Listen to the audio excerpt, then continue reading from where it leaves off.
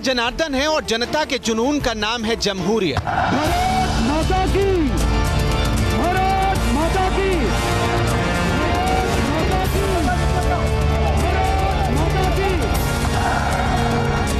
जमहूरियत का जुनून जब परवान चढ़ता है तब सिंहासन डोलता है, बदलाव की आंधी चलती है। यही जनता है जो सराखों पर बिठाती है, लेकिन जब एतबार उठता है तो जनता सुरमाओं का वजूद मिटा देती है। नेता नारों और वादों के जरिए भले ही लोगों को भटकाने की कोशिश करें, लेकिन ये पब्लिक है, सब जानती है। जो पब्लिक है ये सब जानती है, पब्लिक है। अब जब चुनावी हवन चल रहा है, ये वक्त देश की सियासत को समझने का है, तारीख के पन्नों को पलटने का है। तो चलिए उस दौर में चलते हैं जब 2 साल के अंदर देश को 2 बड़े झटके लगे थे। जवाहरलाल नेहरू का निधन, लाल बहादुर शास्त्री की मौत, नेतृत्व के सवाल पर फिर दोराहे पर खड़ा था मुल्क। देश का अगला प्रधानमंत्री कौन होगा, नेहरू शास्त्री की विरासत कौन संभालेगा, इन सवालों का जवाब ढूंढने की जिम्मेदारी दूसरी बार कांग्रेस अध्यक्ष के कामराज के कंधे पर आई।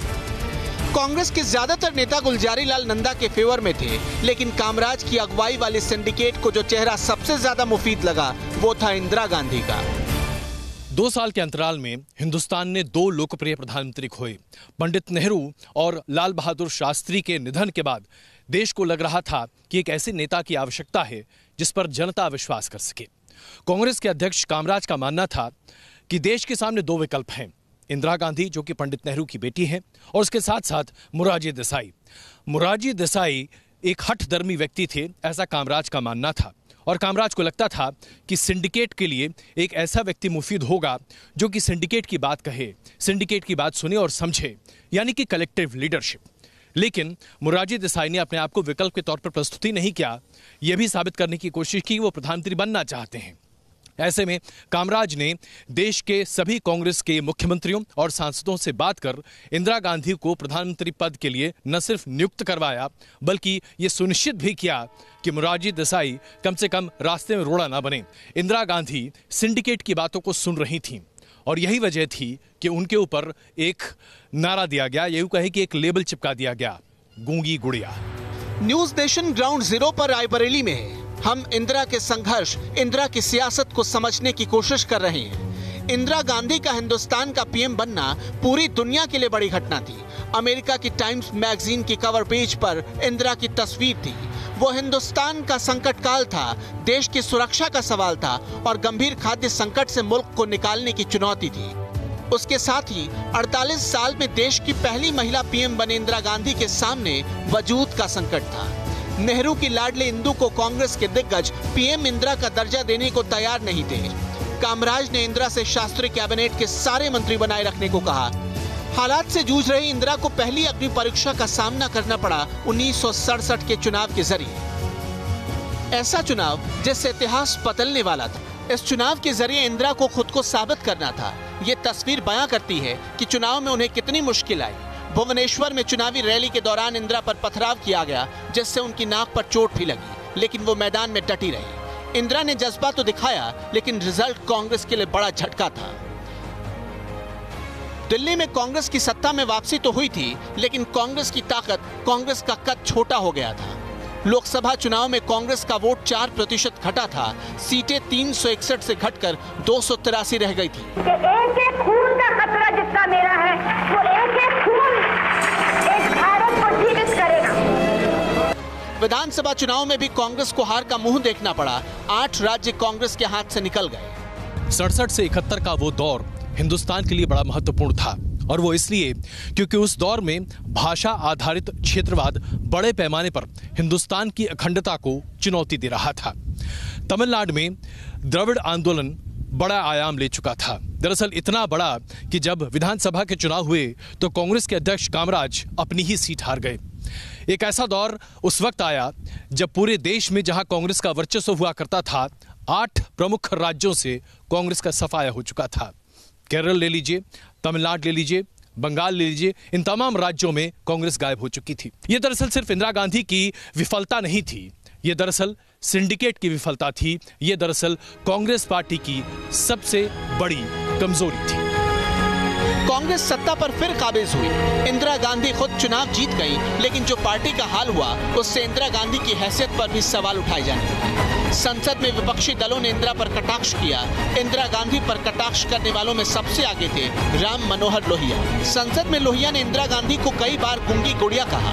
काफी दिनों तक अखबारों में गूंगी गुड़िया की गूंज सुनाई देती थी। अगर मैं इंदिरा गांधी के 1967 से 71 की बात करूं, गूंगी गुड़िया उनका नाम रखा गया था। क्या वाकई में इंदिरा गांधी एक गूंगी गुड़िया थी उस समय? नहीं, बिल्कुल नहीं थी, लेकिन डॉक्टर राम मनोहर लोहिया ने उनका यही असेसमेंट किया था गूंगी गुड़िया का, जो बिल्कुल गलत साबित हुआ। किस आधार पर आप ये कहते हैं? उनके द्वारा जो कार्य किए गए वो बताते हैं कि गूंगी गुड़िया बिल्कुल नहीं थी। जो उन्होंने चेंजेस राजनीति में वो लाई, सबसे बड़ी बात तो ये है कि पहली बार तो वो बन गई प्राइम मिनिस्टर, तब राज्यसभा की सदस्य थी जी। लेकिन 67 से उन्होंने चुनाव लड़ना शुरू किया और रायबरेली से पहली बार 67 में वो MP बन करके गई। उसके बाद ही जो कार्य करना उन्होंने शुरू किया उसी ने बता दिया कि वो गूंगी गुड़िया बिल्कुल नहीं थी। विरोधियों के तंज पर इंदिरा ने सीधा जवाब नहीं दिया। वो चुपचाप वक्त का इंतजार कर रही थी। सियासतदानों पर उन्हें भरोसा नहीं था, लिहाजा उन्होंने 5 वफादार नौकरशाहों की टीम बनाई थी, जिसकी अगुवाई PN हक्सर कर रहे थे। PN हक्सर ने इंदिरा को कुछ अहम नीतिगत फैसले लेने की सलाह दी। PN हक्सर के नेतृत्व में इंदिरा गांधी की सोच वामपंथ की तरफ लगातार आगे बढ़ रही थी। सोशलिस्ट विचारधारा को आगे बढ़ाते हुए इंदिरा गांधी ने बैंक नेशनलाइजेशन पर जोर दिया। उसके साथ साथ प्रिवी पर्स को खत्म करने की बात की।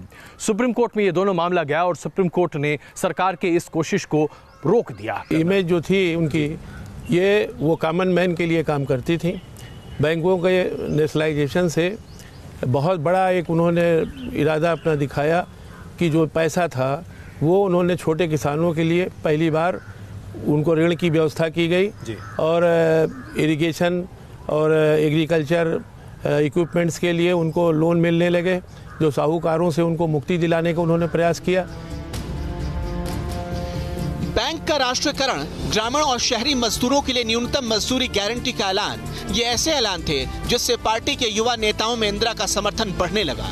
अब वो सिंडिकेट को टक्कर देने की स्थिति में आ गई थी। 1969 के राष्ट्रपति चुनाव के जरिए इंदिरा को शक्ति प्रदर्शन का मौका मिल गया। देश में गरीबी बड़े पैमाने पर थी और उससे कहीं ज्यादा भूखमरी।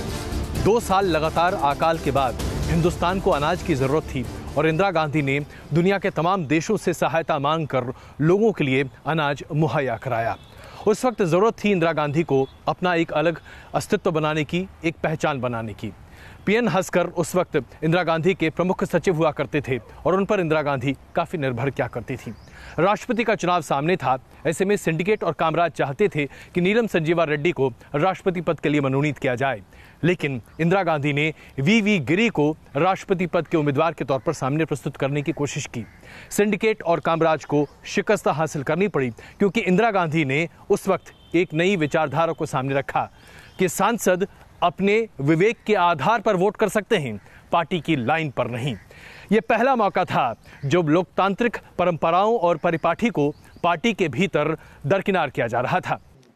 वो जो बिखराव था, जो उस समय का कांग्रेस के अंदर एक महागठबंधन बना था, तो वो महागठबंधन उस समय मिलावटी साबित हुआ।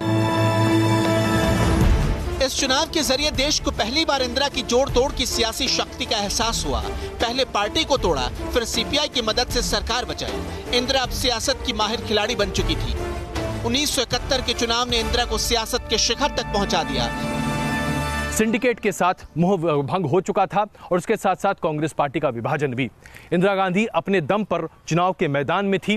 1971 का चुनाव पूर्ण बहुमत के साथ जीता, सिंडिकेट से पीछा छुड़ाया और उसके साथ साथ गरीबी हटाओ और 10 पॉइंट प्रोग्राम के आधार पर इंदिरा गांधी ने एक ऐसा नारा दिया जो कि हिंदुस्तान में आज भी हर नेता उस नारे के साथ ही अपने चुनाव की शुरुआत करता है। वो कहते हैं इंदिरा हटाओ, हम कहते हैं गरीबी हटाओ। 1971 में इंदिरा का ये चुनाव अभियान हिट हो गया। भारी बहुमत से इंदिरा की सत्ता में वापसी हुई। लोकसभा की कुल 518 सीटों में से इंदिरा ने 352 सीटों पर जीत दर्ज की, जबकि सिंडिकेट वाली कांग्रेस O को सिर्फ 16 सीटों पर जीत दर्ज हुई। उनके नारों में एक नारा ये भी था, गरीबी हटाओ। उनके नारों में एक नारा ये भी था, इंदिरा गांधी आई है, नई रोशनी लाई है। जबकि भारत के गांव अभी रोशनी से बहुत दूर थे। और इंदिरा का गरीबी हटाओ, गरीब तो हमेशा राह देखता रहता। देश की सियासत में इंदिरा युग की शुरुआत हो चुकी थी, लेकिन अभी इंदिरा का कद और बढ़ने वाला था। देश के पूर्वी हिस्से में युद्ध का बवंडर उठ रहा था। इंदिरा गांधी की पूर्ण बहुमत की सरकार पर जनता को पूरा भरोसा था। गरीबी हटाओ आंदोलन जन जन में घुसा पड़ा था और हर व्यक्ति ये मानता था कि इंदिरा गांधी अपने वायदे को जरूर पूरा करेंगी। इसी बीच एक ऐसा वाकया हुआ जिसने हिंदुस्तान की तकदीर हमेशा के लिए बदल दी। हिंदुस्तान में चुनाव के साथ साथ पाकिस्तान में भी चुनाव हुए। जुल्फिकार अली भुट्टो पाकिस्तान के प्रधानमंत्री के तौर पर चुने गए, लेकिन उस वक्त बांग्लादेश जो कि पाकिस्तान का हिस्सा हुआ करता था, वहां पर मुक्ति वाहिनी के साथ साथ एक अलग बयार चल रही थी। पाकिस्तान अपने ही हिस्से को अपने से अलग करने की सोच भी नहीं रहा था, और सबसे बड़ी बात तो यह थी कि मुजीबुर रहमान को उनका बुनियादी हक नहीं दिया जा रहा था। भारत ने इस मौके को ताड़ा और हिंदुस्तान ने मुक्ति वाहिनी को और मुजीबुर रहमान को समर्थन देना शुरू किया। मुजीबुर रहमान ने आज़ादी की घोषणा की और हिंदुस्तान ने बांग्लादेश को एक अलग देश के तौर पर स्वीकार कर लिया। पाकिस्तान ने हिमाकत दिखाई, हिंदुस्तान पर हमला किया, और फिर क्या था, इंदिरा गांधी के नेतृत्व में भारतीय फौज ने पाकिस्तान के जो छक्के छुड़ाए वो आज भी इतिहास में दर्ज है। हिंदुस्तान में प्रधानमंत्री इंदिरा गांधी लोकप्रियता की सभी चार्ट को अलग कर चुकी थीं। दरअसल उस वक्त ये चर्चा आम थी, इंदिरा इज दुर्गा, यानी कि इंदिरा गांधी दुर्गा के अवतार हैं, और हिंदुत्व की अपनी इस छवि को बल देती हुई इंदिरा देश के नेतृत्व में आगे बढ़ रही। सिर्फ 14 दिनों में हिंदुस्तान की सेना ने पाकिस्तान को सरेंडर करने के लिए मजबूर कर दिया। मुल्क और दुनिया ने इंदिरा की नेतृत्व क्षमता को सलाम किया। 1972 में सत्ता के सर्वोच्च शिखर पर थी इंदिरा। इस समूची प्रक्रिया में इंदिरा गांधी की इमेज एक बड़े सशक्त नेता के रूप में उभर करके निश्चित रूप से सामने आती है। हिंदुस्तान के इतिहास में सबसे ज्यादा कार्यपालिका और न्यायपालिका का टकराव उसी दौर में हुआ। हिंदुस्तान की तारीख में 1973 का साल काफी मायने रखता है। यही वो साल था जब संविधान बनाम संसद में कौन बड़ा है इसका फैसला कोर्ट ने किया। वो दौर उम्मीदों का भी दौर था। 1967-68 के नक्सलवाद के बवंडर के बाद 1971 का चुनाव उम्मीदों का सवेरा लेकर आया था। लोगों की उम्मीदों को 1972 में मशहूर कवि आलोक धनवा की कविता गोली मारो पोस्टर के कुछ अंशों से समझा जा सकता है। क्या इस आकस्मिक चुनाव के बाद मुझे बारूद के बारे में सोचना बंद कर देना चाहिए? क्या 1972 के इस 20 अप्रैल को मैं अपने बच्चे के साथ एक पिता की तरह रह सकता हूँ? लेकिन लोगों की उम्मीदों से तर सियासत आत्ममुग्ध हो चुकी थी। कांग्रेस में व्यक्ति पूजा का आगाज हो चुका था। India is Indira, Indira is India. Indira तेरे नाम की जय, तेरे काम की जय, तेरे शब्द की जय, तेरे शाम की जय। ये अल्फाज तत्कालीन कांग्रेस अध्यक्ष देवकांत बरुआ के हैं।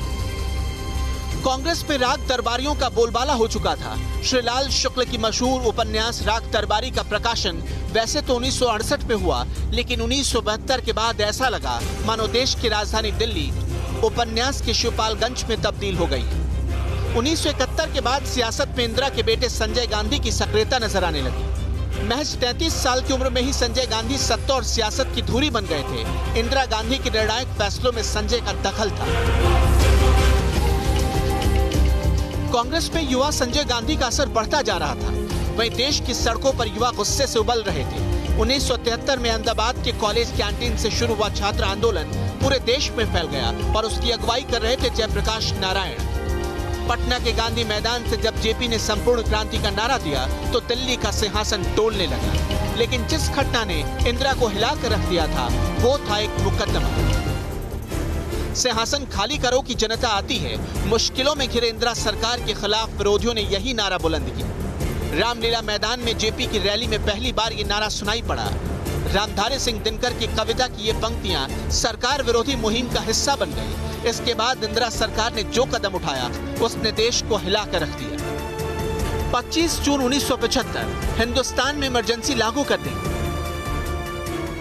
संजय गांधी ने मशवरा दिया कि देश में इमरजेंसी लगा देनी चाहिए, और संजय गांधी के मशवरे पर इंदिरा गांधी ने देश में इमरजेंसी लगा दिया। इमरजेंसी के साथ ही विपक्ष के सभी नेता जयप्रकाश नारायण सहित इन सबों को जेल में भर दिया गया। छात्रों को बड़े पैमाने पर जेल में भरा जा रहा था। नौकरशाहों को ज्यादा से ज्यादा ताकत मिल चुकी थी और वो अपनी ताकत का दुरुपयोग भी कर रहे थे। कहा जाता है कि संजय गांधी 35 सालों तक देश में इमरजेंसी लागू रखना चाहते थे, लेकिन इंदिरा ने 21 महीने में इमरजेंसी खत्म करने का फैसला ले लिया। इसके साथ ही चुनाव का भी ऐलान कर दिया गया। सपने में किसी ने नहीं सोचा था कि रायबरेली से इंदिरा गांधी राजनारायण के मुकाबले चुनाव हार जाएंगी।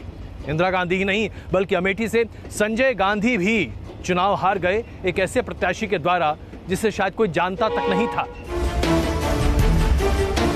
जब भी किसी तख्त नशी को अपने खुदा होने पर यकीन होने लगता है, जमहूरियत उसे उसकी हैसियत का एहसास करवाती है। 1977 के चुनाव से इंदिरा को भी इसका एहसास हो गया। इस चुनाव से हिंदुस्तान के सियासत में एक नए युग की शुरुआत हुई, बदलाव की शुरुआत हुई और विकल्प की शुरुआत हुई।